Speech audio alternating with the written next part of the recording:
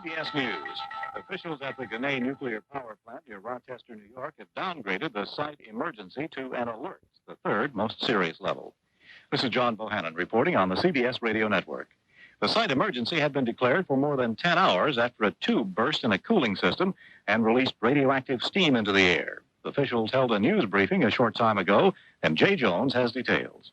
The spokesman for Rochester Gas and Electric continues to insist there are no health problems from the release of radioactive steam. Inspection teams have checked 27 sites for air radiation and found no measurable radiation.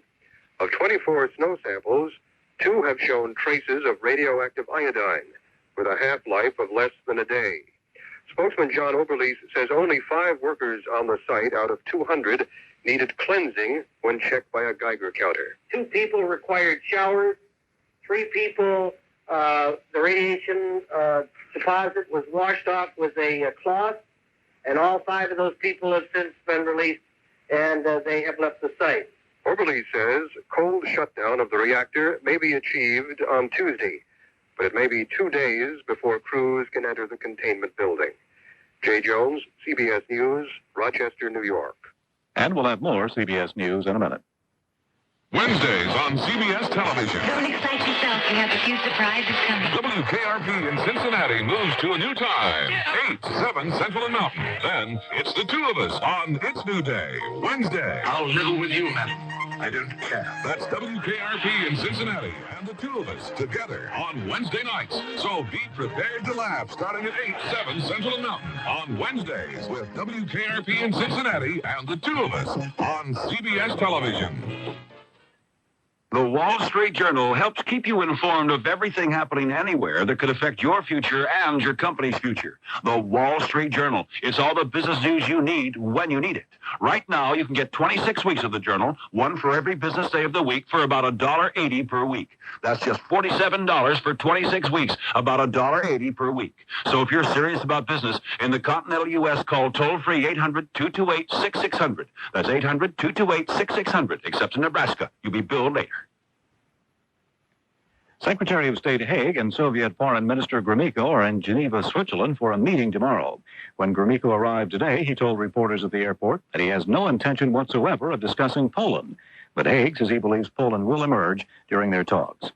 The Red Brigade's terrorists in Italy have released another document along with another picture of U.S. Brigadier General James Dozier. He was kidnapped last December 17th. The latest picture shows him with a thick beard, and Italian police say the picture appears to be genuine and indicates that Dozier is still alive because the Red Brigade's terrorists have never released a picture of a dead captive. Officials in Camden, New Jersey now say 46 people were hurt this afternoon in an explosion in the basement of the community college building. One official says sewer gas apparently caused the explosion, but investigators still haven't determined the exact cause. CBS News has learned that President Reagan will not propose any major tax increases during his State of the Union address tomorrow night. Administration sources say he will go ahead with a proposal to turn 40 federal programs back to the states, including welfare and food stamps. There is a time to go home again as a winner. Barry Peterson has that story. It was a party and a parade the likes of which San Francisco has seldom, if ever, seen. Market Street through downtown was jammed with tens of thousands who came to welcome home the Super Bowl champion 49ers. Even construction workers stopped and cheered from dizzying heights on unfinished skyscrapers. There were so many people, the parade route had to be changed. The buses couldn't get through. At the Civic Center Plaza, tens of thousands more had been gathering since 10 a.m. and roared approval for Coach Bill Walsh. Thank you very much for this unbelievable welcome. And thank you very much for your support. And we have brought to San Francisco the World Championship. Thank you very much. The 49ers never before played in a Super Bowl, and now people around here are talking about winning it again next year. Barry Peterson, CBS News, San Francisco. And now this message. Last night I was walking my dog when suddenly he breaks away and runs into the street. A truck was heading right for him. Boy, was I scared. But thanks to his heart's reflecting collar, the truck stopped in time. The driver saw the collar glow before it was too late. Protect your dog or cat right now with the Hearts 2-in-1 Plus Nighttime Safety Reflecting Collar, the first flea and tick collar that reflects oncoming car headlights and kills fleas and ticks for 5 months. The Hearts 2-in-1 Plus Reflecting Collar. Now the Hearts Flea and Tick Killer can be a lifesaver, too. Hello, this is Dan Rather, CBS News. This Wednesday, I'll visit the White House to interview President Reagan on matters of state, including his State of the Union message the night before, changes in administration policies, and a review of the president's first year in office. You'll hear my conversation with the president in an exclusive CBS News broadcast this Wednesday evening starting at 8 o'clock Eastern Time on many of the CBS radio network stations. Hear it here. The Midwest has more snow, and a National Weather Service meteorologist says he's ready to throw in the towel on January and see what February has to offer because, in his words, it can't be any worse. John Bohannon, CBS News. The CBS Radio Mystery Theater presents...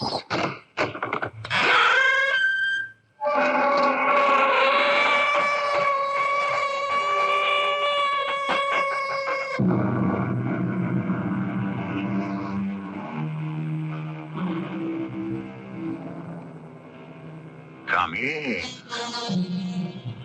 Welcome. I'm E.G. Marshall. For years, the calamitous fate of the family of the doomed house of Atreus was the shattering material of the tragic poets of ancient Greece. Assassination, bloodshed, mysterious, unexplained deaths, all in the highest of places, were part of a long trail of black destruction. Throughout history, this myth of Atreus has had its parallels in other families in high places, one of them in a most distinguished American family. The story you're about to hear is not the product of a writer's imagination. Incredible though it may seem, most of it is taken directly from the pages of American history. You, my own son, have betrayed me to all my enemies. The good Lord above will punish you for this. You too will bring death, as I have, to those who are dear to you. You too are cursed, as I have always been, with the rotting seeds within you. The poisonous seeds of death. I know, my son, because it was I who gave those seeds to you.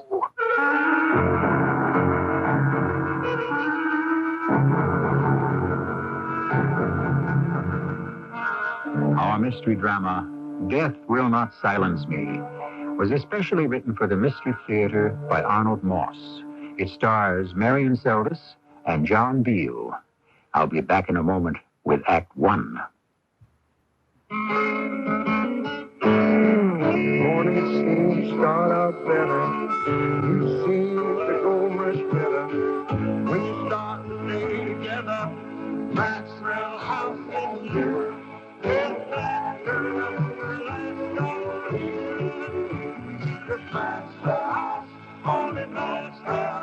A taste of feeling like no other coffee, always good to the last drop. Who's made a difference in your life? Chances are it's a volunteer. President Reagan will honor 20 volunteers with the 1982 President's Volunteer Action Award. Now's your chance to make a difference. Nominate a volunteer to win. For the forms you need, write the President's Volunteer Action Awards, Box 37488, Washington, D.C., 20013. Randy's brand new thing. Hi, I'm Randy. Can I help you? Harry, it's Randy. He looks just like he sounds. Say brand new the way you do in the commercials. Randy? You'd be amazed how compelling a creative radio commercial can be. They must cost you a fortune. No, radio costs a lot less to produce than TV commercials. Well, And radio time is a lot less, too. Was that a tuba you used on that one? Oh, you caught on, didn't you? Oh. Are you a working couple? Oh, yes, I'm a doctor. I'm a nurse. You know, that's interesting. Radio advertising is the medium to use for getting the professional International Women and Working Couples. That's us. You like the commercial, huh? Yeah. Well, listen to the radio next week. Randy's brand new surprise week. Ooh. And you know part of the surprise? I recorded all this. I'm going to use this as a radio commercial for next week. Honey, we're going to be in showbiz. No, better than showbiz. You're going to be on the radio. Radio, red hot, because it works. With couples who work. They're your prime customers today, and radio fits their busy lifestyle best. The Radio Advertising Bureau can send you more facts. This station can send you more customers.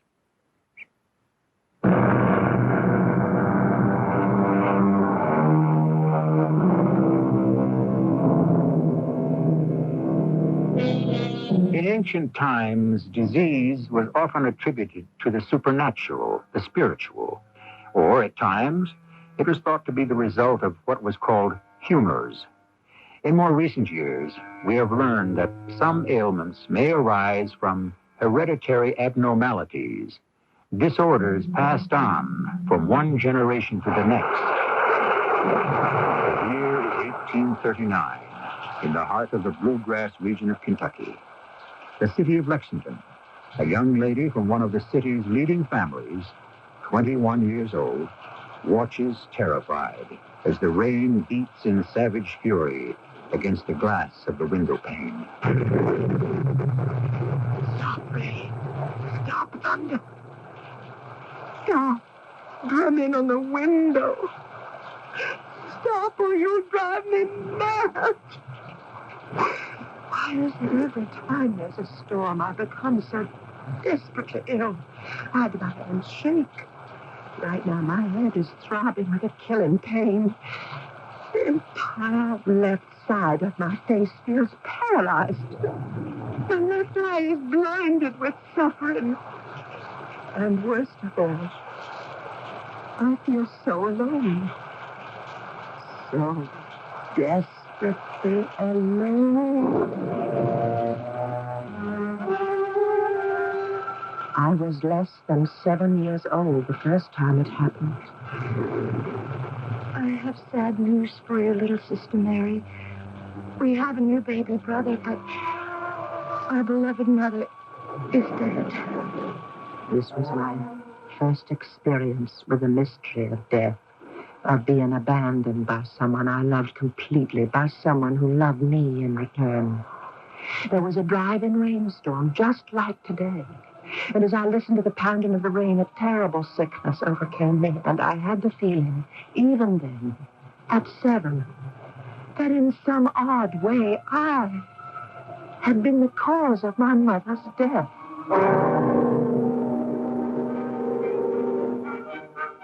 I am 21 years old. My older sister, Elizabeth, has invited me to spend some time with her and her husband in a home in Illinois, Springfield, Illinois, at a ball she's arranged in my honor. Thank you, Mr. Trumbull. Thank you so much. That was delightful. It was a perfectly wonderful dance, so lively. I feel as if I'll never be able to catch my breath ever again. Oh, you are enjoying yourself, Mary. Injustice.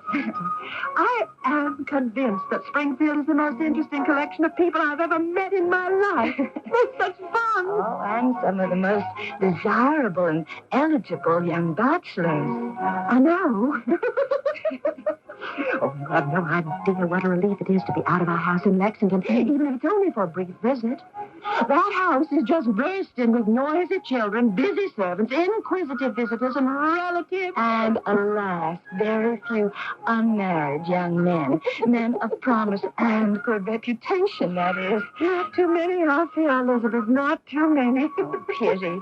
The only career that's open to me is matrimony. And now what is wrong with that? Oh, nothing. So here I am, at 21, a confirmed spinster. And speaking of exceptional young men, I think you're going to be asked for this waltz by that gentleman coming over to us.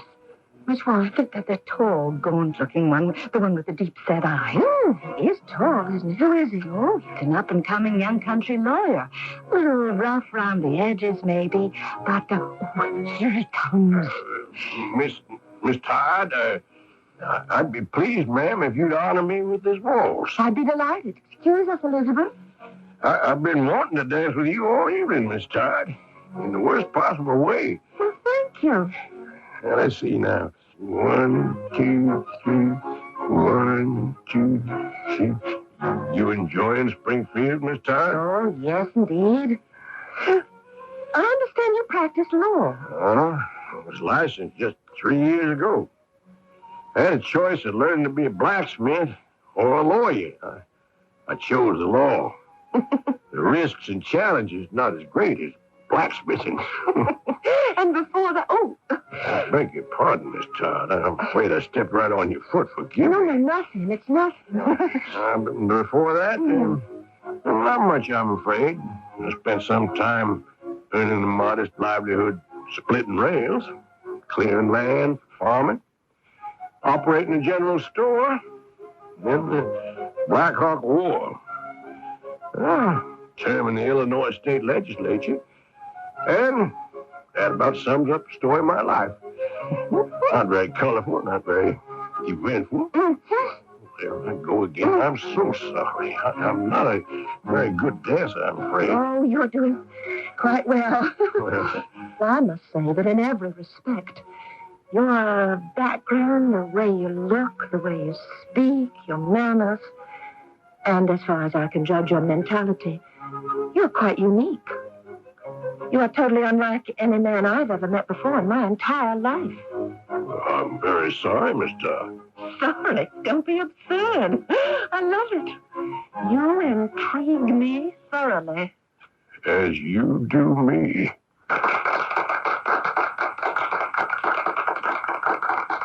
May I escort you back to your seat, Miss Todd? Thank you. I appreciate your tolerating my conversation. And above all, what I call my dancing. Well, you did say you wanted to dance with me in the worst possible way. And I can only add that that's what I certainly did. Well, you have made a rather profound impression on me, sir. And on your dancer slippers, too, I fear. My feet are fine. It's my neck. It's a bit stiff. Your neck? From looking up at you as we dance. Oh. I'm only 5 feet 2 inches, whereas you, sir, are... 6'4". Well, you see what I mean, Mr... Oh, that's odd. I don't even know your name. It's Lincoln, man. Abraham Lincoln.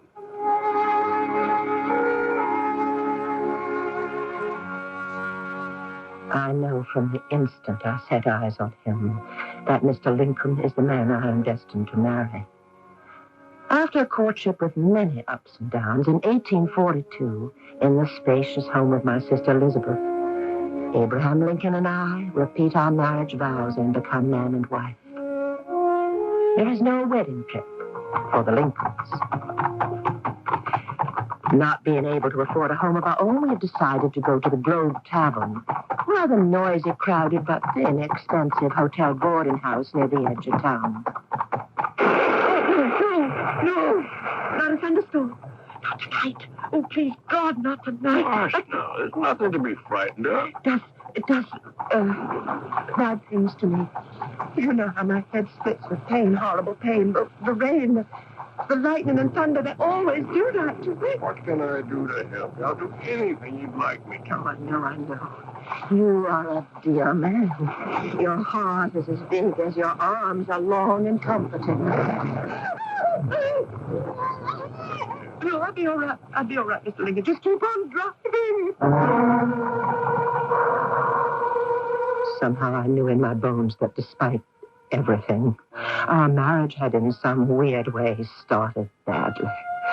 With the storm that was about to break, there came the usual sinister omen, an eerie presentiment of impending death and disaster. It's the following year, 1843, still the Globe Tavern.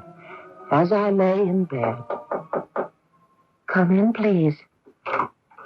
Mother, how do you feel? Little weak, Mr. Lincoln. You look so very beautiful. Oh, thank you. Is everything all right?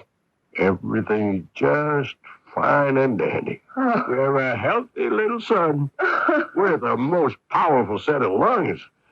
And how blessed I am at a time like this to be here beside you and not away on the legal circuit. What shall our son's name be, Mr. Lincoln? The choice, my dear, is yours. Then, if you don't mind, may we name our firstborn after my father, Robert Todd? Robert Todd Lincoln. A good name, Mother. I think so. Father. A few months later, we now have a house of our own. A modest one, but ours. And as I lie here suckling my firstborn, Robert Todd Lincoln, I am sick with the thought that I may be bequeathing my unspoken terror, my silent anxieties to this innocent firstborn son of mine. Why should God choose me to be the vessel of so many fears and doubts? Why?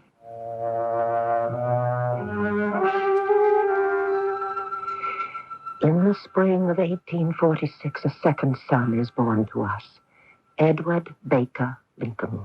Dear darling little Eddie. Then, in the fall, Mr. Lincoln is elected to Congress. I begin to bask in the reflected light of my husband's rising star. But do what I may, I cannot avoid the shadow of the thin-edged sword that with each storm dangles more perilously above my head. On a February morning in 1850, it finally falls. How peacefully he sleeps, our little Eddie. I pray he will recover. The doctor is concerned, you know. Doctors don't know everything. Please hand me that cold compress, Mr. Lincoln, for his forehead. Here. This will help bring down your fever, Eddie. It'll... No.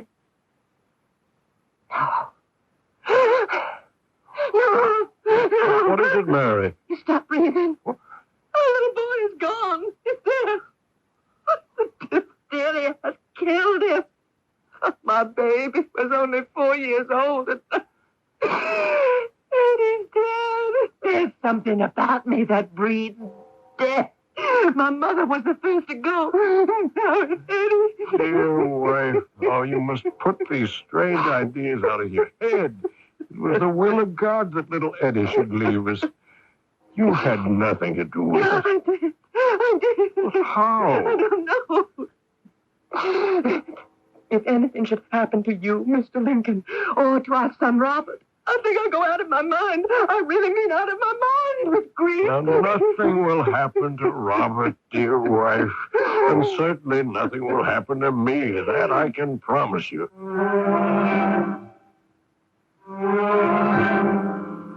Her persistent ill health, both mental and physical, continued to eat away at Mary Lincoln. With each new day, she becomes progressively inconsolable, more alone, more frightened than ever. And in her depression, she insists that she carries the germs of calamity in her bloodstream. In the light of what we know now of history, where then can what she called this fiery furnace of affliction lead? I shall return shortly with Act Two. Hello, this is Max Moran. Do you have a sight problem that prevents you from reading? I've got good news for you about Choice Magazine Listening, a free service. Every other month, Choice Magazine Listening will send you, free, on phonograph records, 8 hours of selections from leading magazines featuring writers like William Styron, Joyce Carol Oates, John McPhee, Kurt Vonnegut, Art Buchwald, many others. So if you are blind or unable to read regular print, or if you know someone with this problem, write to Listening, Box 10, Port Washington, New York, 11050. We'll also tell you how to get the special record player provided free by the Library of Congress as part of its Talking Book program. So, write Listening, Box 10, Port Washington, New York, 11050, or telephone 516-883-8280. That's 516-883-8280. A public service message on behalf of the nonprofit Lucerna Fund. Hi, I'm Ryan Saunders. This is Heartbeat. Are you depressed? Is it hard to get out of bed in the morning? Do you look forward to, well, nothing? Perhaps some chain of events, something you couldn't control, has affected your life. Maybe you've lost your job or experienced the death of a family member or a friend. Whatever the cause, you're depressed. You're not able to shake the feeling of gloom that hangs over your head. Well, I've got news for you, and it's good news. There's a way to handle your depression. And here's one idea. Decide that you have the ability to decide what your life is going to be like and how you're going to feel about life. To get more suggestions on how to handle depression, just put the word depression on a postcard or in a letter and send it to me at this address. Heartbeat, Hartford, Connecticut, 06142. Ask for the Depression Plan. It's free. The address, Heartbeat, Hartford, Connecticut, 06142. This is Heartbeat.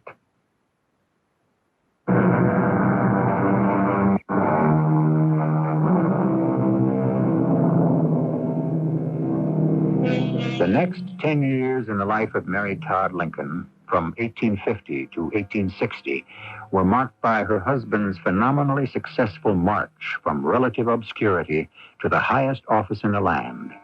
But it was a land that was coming apart at the seams, a union that was slowly disintegrating, whose future was bleak under the ominous clouds of war. And through it all, Mary Todd Lincoln was persistently haunted by the specter of a destroying angel within herself, an angel that she saw as a messenger of disaster and of death.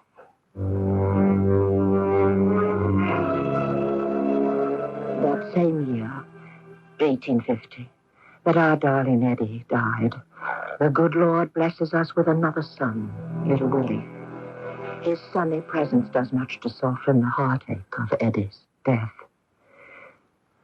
Father, were it not for the fact that Willie often gets up during the night and toddles in our bedroom, stands right there at the foot of our bed to comfort me. If it were not for that, I would still be drowned in the tears I shed over Eddie. You must stop grieving over Eddie, Mother. Eddie's gone. But you have two other sons, young Robert, who one of these days will be preparing to enter college. Well, of course. And dear little Willie. Willie, yes.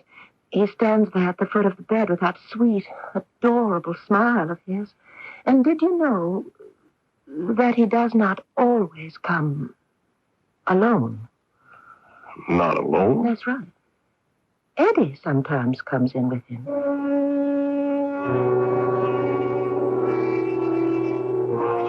In 1853, our fourth son is born, Thomas. Tad. Mr. Lincoln gives him that nickname. I call him Tad because he's as squirmy as a tiny little tadpole. And then on November 6th, 1860... Mother? Yes, Mr. Lincoln? I've just had word from the telegraph office. We've won New York. Oh, my darling, it's right. This means a total Republican victory. Oh, just think. 20 years ago, I fell in love with a struggling young country lawyer. And Today, you're not only my first and only lady, you're also the first lady of the land.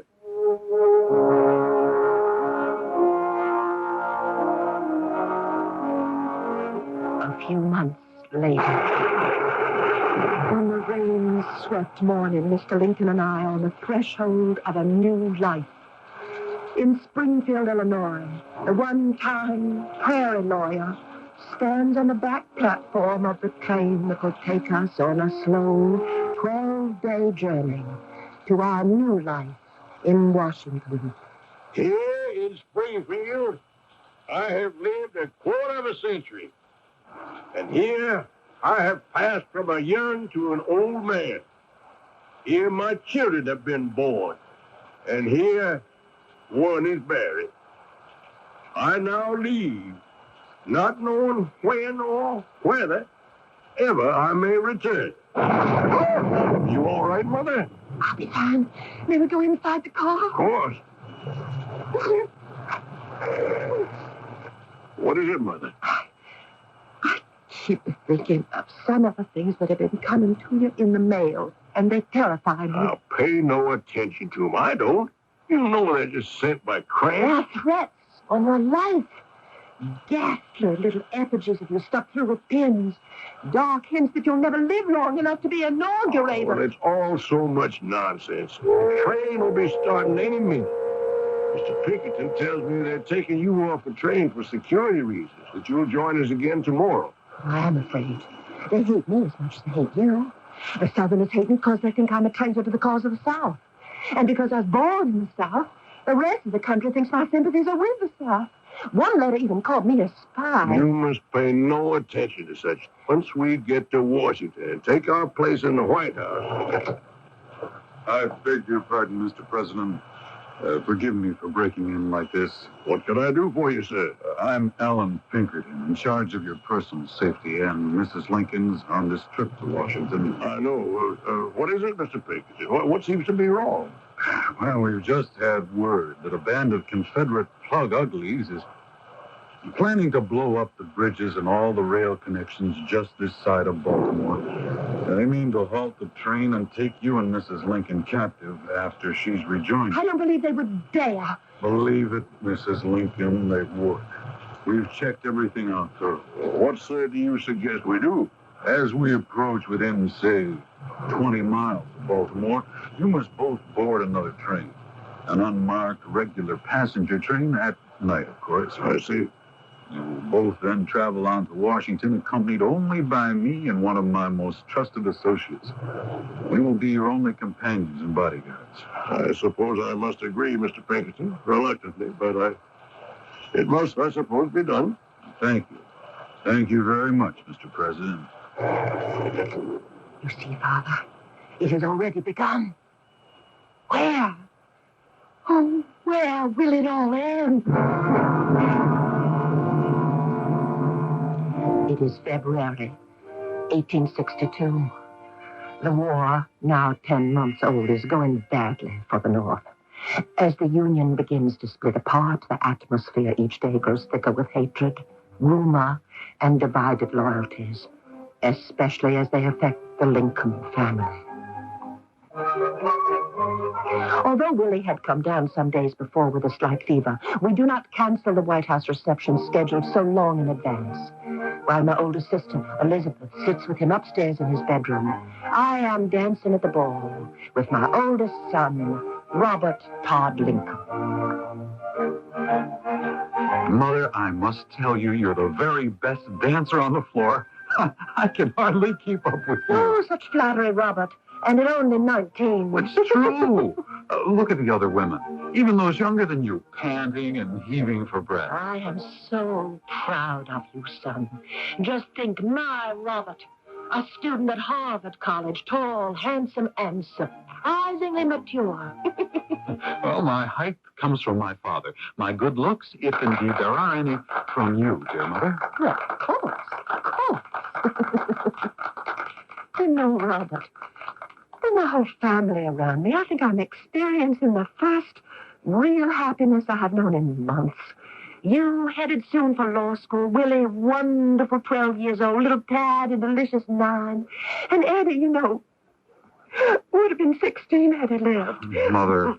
In spite of the almost unbearable burdens of the war, I do manage to see your father occasionally. Your father is a great man, Robert. I know that, Mother. And speaking of my father, here he comes. Have I your permission, sir, to dance a waltz with this attractive young lady? My pleasure, sir. May I presume to caution you to handle her with the utmost gentleness? I shall do my best. Thank you, son. There's a young girl over there who looks as though she'd very much like to dance with you. Thank you, Father. Mother, you look especially beautiful tonight. Thank you, Mr. Lincoln. And I like your gown. Oh, excuse me, Mr. Lincoln. Excuse me, Mary. Sister Elizabeth, what are you doing down here? What is it? Is there anything wrong? As soon as this dance is over, please leave the floor discreetly so as not to attract too much attention. There are too many tongues ready to wag. Follow me up to Willie's bedroom. No, not that. Is Willie all right? He seems to have taken a turn for the worse. His fever seems out of control. Please, God Almighty, let nothing happen to Willie. If you must take somebody's life, take mine, but not his. Not his.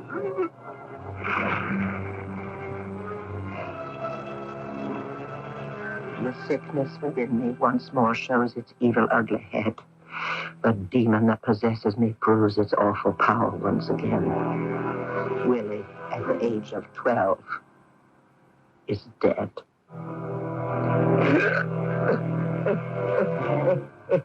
Listen to me, Mother. Please, listen to me. The fairest are most frequently taken from a world of trial for some wise purpose that we can't understand. Misfortunes, they say, come in threes. First it was Eddie, now Willie. Who, Father, do you think will be the third? Who?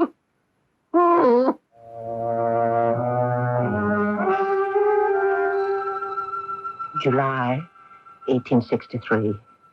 Driving from the White House to the Soldiers' Home, the carriage in which I am traveling is in a grave accident. I suffer a serious head injury. The suffering is almost unbearable. I begin to feel that the third person destined to die in this trilogy of death after Eddie and Willie may very well be myself. But I recover. Then, in the spring of the following year, 1864, you said you wanted to see me. So I did, Mother. Well, so it concerns the coming election. Not directly, Mother. You will be re-elected, Mr. Lincoln. There's no doubt about it.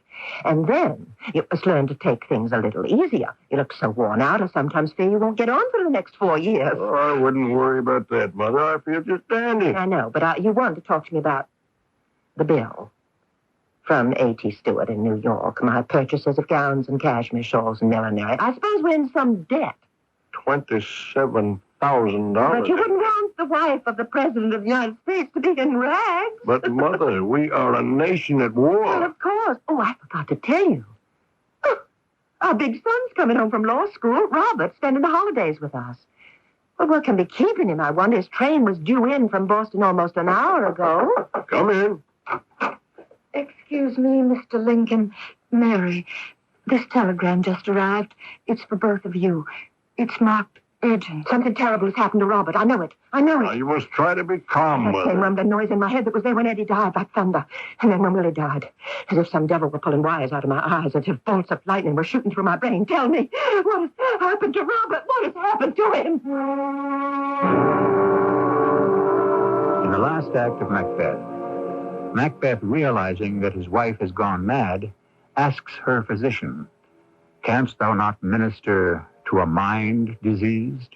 Raise out the written troubles of the brain, and with some sweet oblivious antidote cleanse the stuffed bosom of that perilous matter which weighs upon the heart."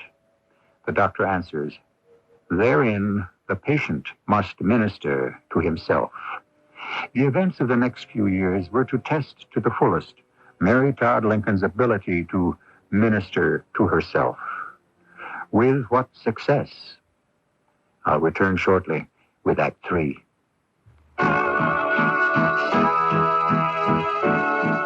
Just in case your day seems to last a week, just in case the highway jams for miles, just in case you're dating the dead cheek to cheek, you got your dial. Dial, the leading deodorant soap, has twice the active ingredient of the No. 2 brand. Twice as much for confidence all day long. Just in case. You never know. Aren't you glad you use Dial?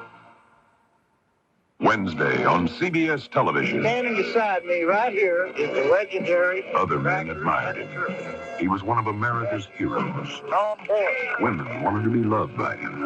And then he outlived his legend. I figure folks would have to do something about me sooner or later. And when men like Tom Horn lived beyond their time, they lock them up.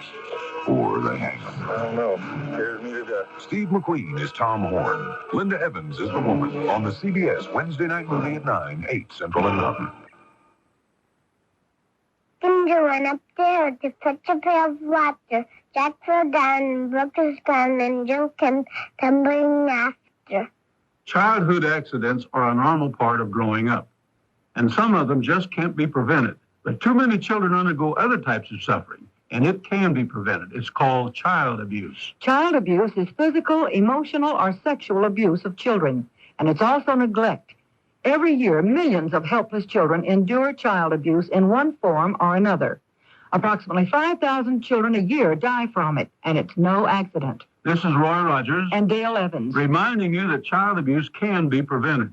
Write Prevent Child Abuse, Box 2866, Chicago, Illinois, 60690. That's Prevent Child Abuse, Box 2866, Chicago. Remember, abused children are helpless unless you help.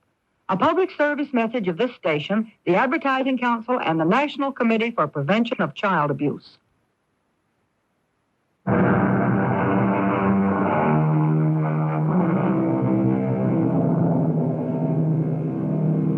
It was Daniel Webster who said, "There is nothing so powerful as truth, and often nothing so strange."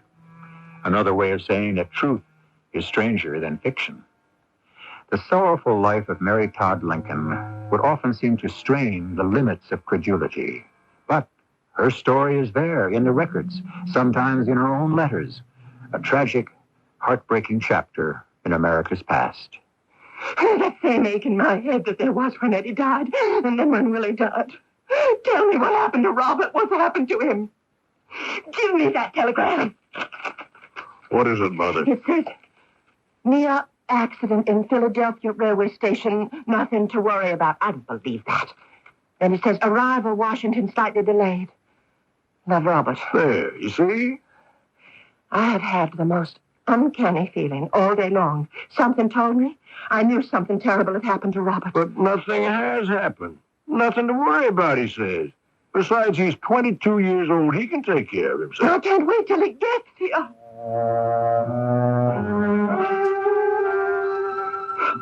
What happened in Philadelphia? I can hardly believe that it did happen. Well, there I was, standing at the edge of the railroad platform where you change for the Washington train. Oh. Please listen to me, Mother. Oh, go on, Robert. Well, there was a huge crowd. Suddenly, a passenger hurried past me. I lost my footing, fell into the very wide gap between the edge of the platform and the wheels of the train. And you said the train had just started to take off. Exactly. Well, for a moment, I was stunned. Then a man reached over, grabbed me by the coat collar, and hauled me back up to safety. Oh, my poor boy, my poor boy. You could have been crushed to death. The man actually did save my life. As I started to thank him, to my astonishment, I saw that I had been snatched from a certain death by no less than the great American actor, Edwin Booth. Really? I've always been an admirer of his. We must do something to show our appreciation. Well, I already have done that, Father. I've taken the liberty of inviting him to the White House to meet you and Mother sometime in the near future at your convenience, of course. That was most thoughtful of you, Robert. Well, he asked if he might be accompanied by 2 other actors. And you said? Well, I said yes. Considering that the actors were his father, Junius Brutus Booth, and his younger brother, John Wilkes Booth. I shall look forward to meeting all 3 of them. And so shall I think.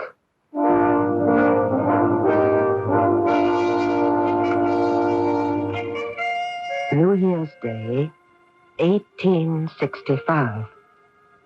Mr. Lincoln has been re-elected president, and the sweet smell of Union victory is in the air. Finally, on a day in April, the slaughter ends. The war is over. But despite the rejoicing that follows, I have a feeling. I almost know that on some night of darkness, my husband will meet with a sudden and violent end. The day is Good Friday, 1865. There are fiends about us, Father. Fiends that fly about the heads of all our family. Fiends that will not allow any of us to escape. Now, you must stop thinking these thoughts. We've had more than our share of personal misery, but now that the war is over, life owes us a little joy. And after all, we do have 2 wonderful sons. Well, you have no idea what pride I take in Robert. And when little Tad is near me, my heart overflows with happiness. I know. Mother, Did you say we were going to the theater tonight? Only if you're up to it, Father. Well, it's one of the few things that have lightened the burdens of these last years. Yeah, well, tonight may be a bit of a disappointment for you. How so? Oh, it's just a British pot boiler. Our American cousin, they call it. And it's with Laura Keene. Oh, dear. But why not? Frankly, I'd prefer it if it was something like Hamlet or Merchant of Venice with one of the booths. But we'll make the best of it. Won't we, Mother?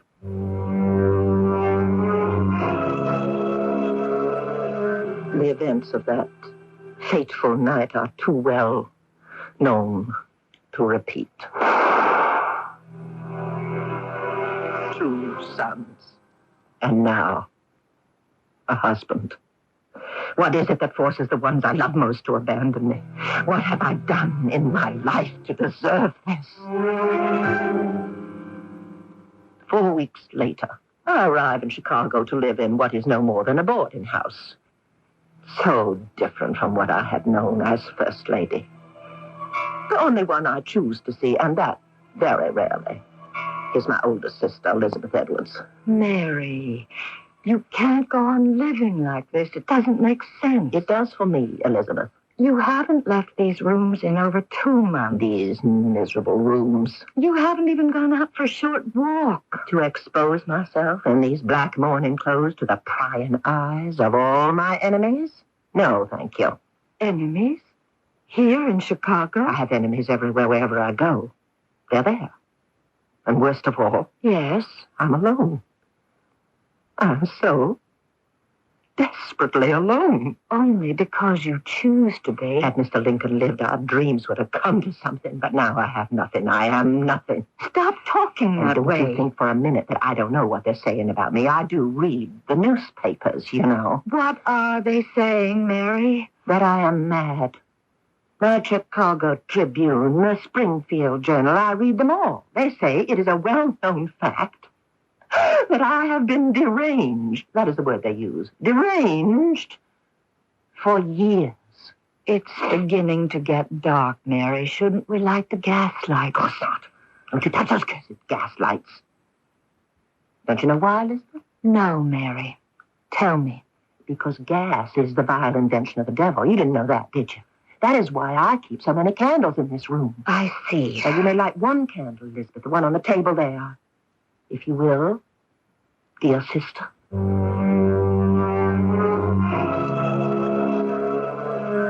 My demons do not leave me. In July of 1871, my sweet, darling Tad, only 3 months past his 18th birthday, slumps forward in his chair and passes away before the anguished eyes of myself and his brother. 3 sons and a husband, gone forever. Now only Robert remains. He is all I have. But I suspect he is up to something odd. What it is exactly, I'm not sure. But whatever it is, he means no good to me. Of that I am certain. And that, in a nutshell, Your Honor, is the way things stand with my mother.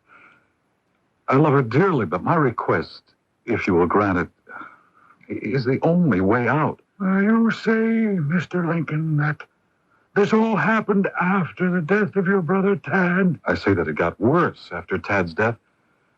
Since then, she's becoming completely irresponsible in her actions. Some days ago, believing herself to be impoverished, she offered her old clothes for sale right on the streets of New York. Oh, how awful. One day she imagines that I, too, am dying. The next that I am trying to poison her. I must remind you, Mr. Lincoln, a hearing to judge your mother's sanity with you, her only surviving son as chief witness against her, will subject you to the harshest criticism from every quarter. You're aware of that? It's the last thing in the world I want to do. That's the only way she can be restrained from hurting herself. The only method of receiving effective medical treatment. The decision is yours, Mr. Lincoln.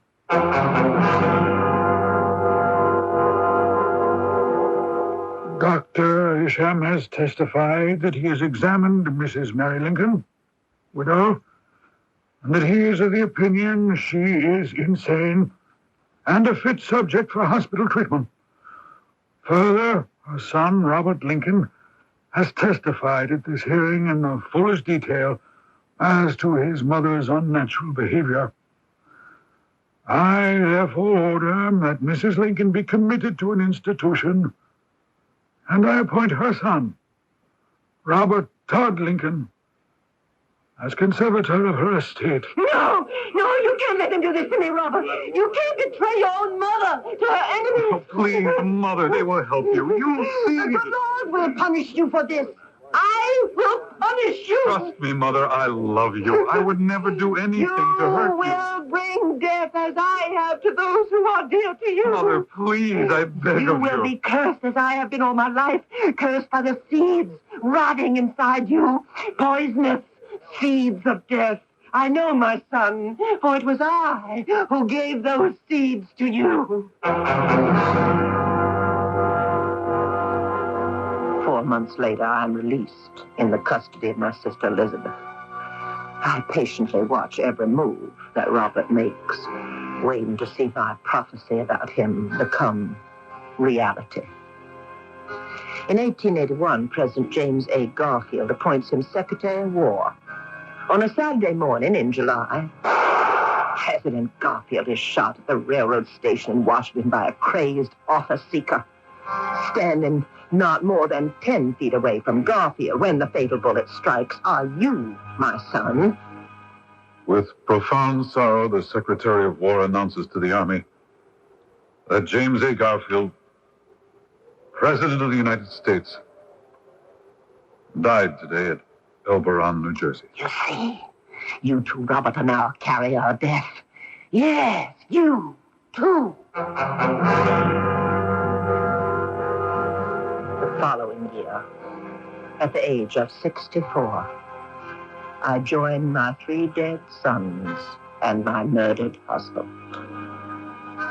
Now, the grave has closed at last, but the legacy of death which I bequeath to my only living son will go on and on and on. 1889, President Benjamin Harrison appoints you, my great and distinguished son, ambassador to the court of St. James in Great Britain. In the following year, your only son, Abraham Lincoln II, succumbs to blood poisoning and dies at the age of 17. You do hear me, don't you? Death will not silence me, nor will the grave ever still my voice. Your son has joined me and his grandfather and his 3 dead uncles here in the presidential vault in Illinois. And as long as you live, there will always be room for more. 1901, President McKinley is shot and killed by a lunatic anarchist in the city of Buffalo, New York. And where are you this time, Robert? Almost as close to him as you had been to Garfield. 3 presidents have fallen under the bullets of an assassin. Your own father, Garfield, McKinley, and all of them, my son, have been closely associated with you.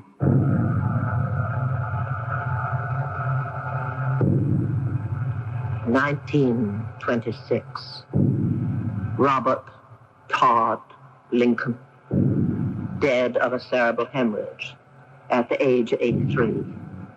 You are one of us now. The newspapers write glowingly of you, call you your father's son. But we know better, don't we? No one knows better than we that you were the son of your mother. The final interment of Robert Todd Lincoln took place in March 1928 in the Arlington National Cemetery near the nation's capital. Associated so tragically and so eerily with the deaths of 3 martyred presidents of the United States, Robert Todd Lincoln now lies buried close to the grave of a 4th, that of John Fitzgerald Kennedy. I shall return shortly. Can't he see the difference between the letters B and D? He won't stop talking for 5 minutes. Why won't she behave at school? He won't sit still. My child tries so hard, why can't he learn? He can't distinguish his right hand from his left. Why can't she remember how to tie her shoes? He's impossible to live with. This is Pat Collins for the Foundation for Children with Learning Disabilities. These frequent complaints of parents can actually be symptoms of a child with learning disability. Problems in language and math, lack of coordination, disorganization, and hyperactivity are just a few indications of this problem. The keys to helping a child with a learning disability are early detection and special teaching. For further information on recognizing learning disabilities and to receive a free copy of Their World, a publication of FCLD, write LD, Box 2929, Grand Central Station, New York, 10163.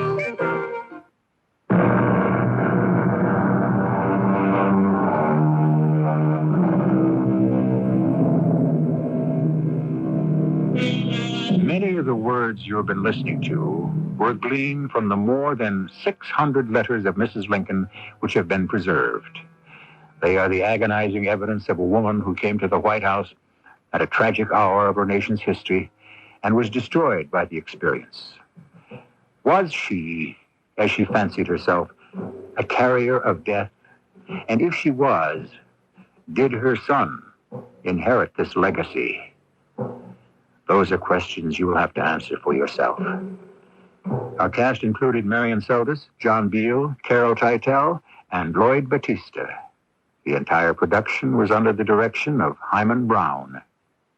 And now, a preview of our next tale.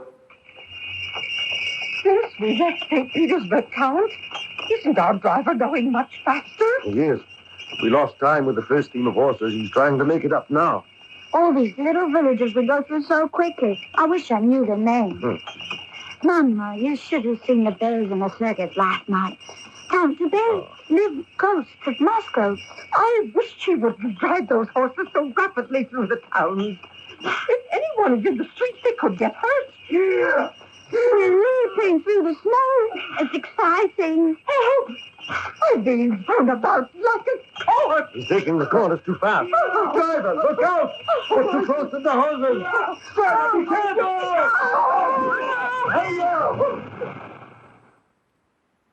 This is E.G. Marshall inviting you to return to our Mystery Theater for another adventure in the macabre. Until next time, pleasant dreams.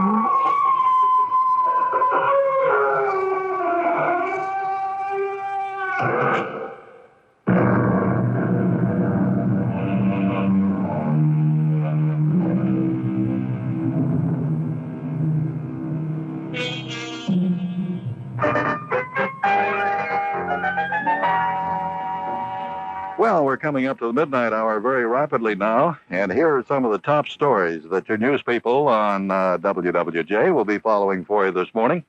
The city manager of Sterling Heights has been fired. Testimony resumes today in the Cora Galvin case. Sexual misconduct charges against a second Detroit police officer have been dropped. President Reagan reportedly plans a major restructuring of social programs in today's State of the Union address. That story coming up next from CBS News. And also just ahead, Auto Report with Al Fleming and Focus on People. Looking now at the Weather Command forecast for the rest of the morning in Detroit, mostly fair and very cold with lows around 0, possibly colder in the outlying areas. And later today, sunny and little change with highs in the low to mid-teens. And on Tuesday night, increasing cloudiness, becoming breezy and warmer with temperatures to 5 to 10 and then rising some, and a chance for light snow to develop late. On Wednesday, light snow in the early morning, ending, then mostly cloudy, windy, and warmer with highs around 30. Right now, the current Detroit area temperature is 9 degrees. The humidity is 74%. The barometer 29.85 and holding steady. And it is 15 degrees in Lansing and clear, and 25 degrees up at Flint. We invite you to stay tuned now for CBS News coming up next, and then that'll be followed by News Radio 95. We'll have all of the local news for you, all of the top stories, right after CBS. News Radio 95. WWJ Detroit. CBS News, President Reagan is getting ready for his second State of the Union address, a speech in which the president will propose a sweeping change in the structure of scores of federal programs. This is Rob Armstrong reporting on the CBS radio network. The president has reportedly decided against proposing an increase in excise taxes on such items as alcohol and tobacco.